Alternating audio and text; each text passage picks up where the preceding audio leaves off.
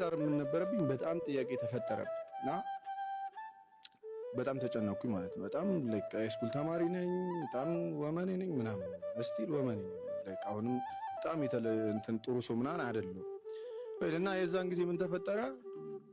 በጣም ጥያቄዎች መጡብኝና ከአቅሜ በላይ ሆነ እና አንዳንድ ሰዎች ጠየቅኩኝ መልሳት እና ኦኬ እሺ ከዚህኛው ወጣው ከዛ ስምሄድበትስ ብዬ ለመጠየቅ ሞከርኩኝ። አንዳንድ ነገሮች አላሳመነኝም። ያን መሄድበትም የነበረው ማለት ነው ሰው አላሳመነኝም። ብቻ ያንተ ልክ አይደለም ወደ እኔና አይነት ነገር ነው የሆነብኝና ኦኬ የራሴ ልጠይቅ አልኩኝ። ምንም ብጠይቅም በቃ በአቅራቢያ የነበሩ ሰዎች ለኔ በቂ አልነበረም ምላሻቸውና በጣም ተጨነኩኝ። እንዴ በፊት እግዚአብሔርን እርግጠኛ ሆኜ እንዴት ኃጢአት ሰራ ነበር ብዬውላ ገረመኝ እና አንድ ቀን በጣም አለቀስኩኝና በቃ የፈጠርከኝ አምላክ ራስን ገለጥልኝ። እስልምና ልክ ከሆነ እኔ 5 ጊዜ ልስገድ በቀን ከነሱ እኩል ልስገድና አንተን ላገኘህ። ክርስትና ልክ ከሆነ ካሁን በኋላ እኔ ኃጢአት አልሰራም ምናምን ብዬ ነው የጸለይኩት በሰዓቱ ማለት ነው። በጣም ነው የተሰማኝ። ሃይስኩል ተማሪ ነበርኩኝ። በጣም ነበር ፊል ያረኩትና የዛኑ ቀን ማታ ነው ማለት ከልጁ ጋር መጥቼ የዛኑ ቀን ማታ እንደዚህ ሶፋ ነበረች። ሶፋው ማል አንጥፌ ነው የምተኛው። ፕሪፓራቶሪ 11 እና 12 ሰማሪው ሃይስኩል ብያለሁ ቅድም ያው እና እዛች ጋር በተኛውበት በህልም ስታይ ህልም ገና ከሆነ ከቤት ሲነሳ ምናምን ሰው ታያለህ አይደል? ልክ እንደዛው ፊት ለፊቴ ይሄ ቀሚስ የለበሰ ከዛ በኋላ ፊቱ የተሸፈነ ግን እኔ ያውቃለሁ ጌታ ኢየሱስ ክርስቶስ መሆኑን ማለት ነው እና ፊት ለፊቴ ቆሟል ማለት ነው። እንደዚህ ባለቀስኩ ማታ አይቼው አደርኩኝ። ህልም ነው እንዳልል በቃ ላይፌ ላይ እንደዚህ ብዬ እንዳየሁት ነው ፊልም ማደርገው እና በበነጋው ይሄ መማሩ እንዳለ የክህደት ትምህርት እንዳለ ሪጀክት ያደርጋል ጭንቅላቴ ማለት ነው። ምንም አይገባም ወደ ውስጥ። ያን ሰሞን በጣም ተገረምኩና ለጓደኛዬ ነገርኩት። ይሄ ነገር ሲነግረኝ ብዙ ውስጥ አይገባም እንደ ጥያቄ ይዘዋለሁ። ከዛ ያን ሰሞን ብራዘር ቤተክርስቲያን ወሰደኝ። ቤተክርስቲያን ቅዳሴ ብዙ አልቆምም በፊት ቅዳሴ ውጭ ላይ በቆምኩበት የሆነ ማላቀው ነገር ነካኝ። ለአንዳንድ ሰዎች ቀልድ ሊመስል ይችላል። የሆነ ማላቀው ነገር ነካኝ። ማዘር ለብራዘር ደውላ የሆነ ነገር ስትል ልዋሽ ነው በጣም ዋሻለሁ ቤት እየማልኩ ምናምን ማለት ነው በፊት እና ልዋሽ አልኩኝና አልዋሽውም በቀጥታ ነገርኳት። ማዘር ገረማት በእውነት ያን ነገር እንዴት ነገረኝ ብላ ማለት ነው።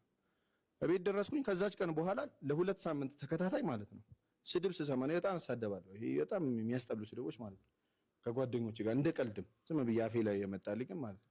ስድብ ስሰማ እንደዚህ እየተመታው ነው ይመስለኝ። ውሸት በጣም ነው የሚያስጠላኝ። አልችልም ጭራሽ አልችልም ማለት ነው እና ዓለሙላ ቁሽሽ ብላ ጠዋት ቤተክርስቲያን ሄጄ ስመለስ በፊት ማስበው በቃ የሆነ ገንዘብ አግኝቼ እንዲያርጌ ነበረ ህይወቴ ላይ ማስበው የነበረው።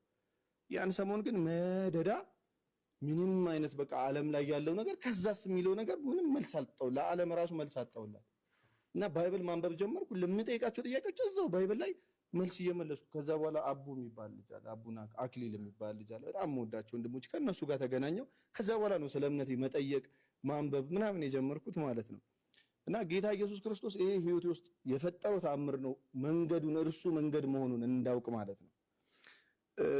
ግን ያኔ ጸጋ መሆኑን አላውቅም ነበር። በጣም የተሸወድኩት አንዳንዴ ጸጋ ከእውቀት ጋር ሲሆን ጥሩ ነው። ያ የተሰጠን ጸጋ ሉዝ ታረጋል። በምን ሉዝ ታረጋል? ጸጋውን አታጣው። የጸጋውን ኮንሲኩዌንስ ግን ምን ታደርጓለህ? ሉዝ ታረጋል። ለምን ያ ነገር መጥቶ ነበር እኔ ላይ ለተአምር ሲሰራብኝ ነበር። ምን ይላል ጌታ ሲናገር በቲቶ 2:11 ላይ ሰዎችን ሁሉ የሚያድን የእግዚአብሔር ጸጋ ተገልጧል ይላል። ይህም ጸጋ ኃጢአትንና ዓለማዊ ምኞትን ክደን የተባረከውን ተስፋችንን እርሱም የታላቁ የአምላካችንና የመድኃኒታችን የኢየሱስ ክርስቶስን ክብር መገለጥ እየጠበቅን ራሳችንን በመግዛት በጽድቅ እግዚአብሔርንም በመምሰል በአሁኑ ዘመን እንድንኖር ያስተምረናል። ራሳችንን በመግዛት በጽድቅ እግዚአብሔርንም በመምሰል እንድንኖር ያስተምረናል። ጸጋ ማለት ይሄ ነው፣ በነፃ የተሰጠን ጊፍት ማለት ነው።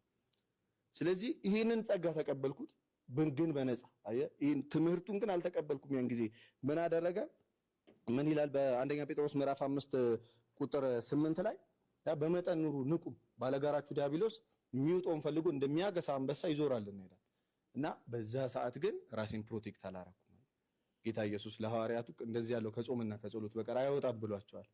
ያንን ነገር ስተገብር አልነበረም። ድንገት መጥቶ ነው ነገር የተቆጣጠረኝ እኔ እና ያን ነገር ፕሮቴክት ማድረግ አልቻልኩም እኔ እና በዛ ምክንያት ከዛ በኋላ ግን ተጨማልቅ ያለው እንደ ጉድ ማለት ነው በኃጢአት ለምን ሉዝ አደረኩት? ግን መንገዱን አሳወቀኝ ጌታ ኢየሱስ ክርስቶስ ስሙ ይክበር። በብዙ ነገር ዱርዬ ነኝ፣ በብዙ ነገር አልባሌ ነኝ፣ በብዙ ነገር እስቲል ማለት ነው። እስካሁን ከበፊት ህይወቴ አንጻር ጥሩ አይምሮ ሊኖረኝ ይችላል። ልክ ከክርስትና አንጻር ግን በጣም ቆሻሻ ነኝ እና እስቲል በዛ ቆሻሻ ውስጥም ጌታ ኢየሱስ ክርስቶስ ስሙ ሲነሳ በጣም ደስ ይለኛል። በጣም ማለት ነው ስሙ ሲጠራ ማለት ነው እና በሱ ስም አልችልም። ስለዚህ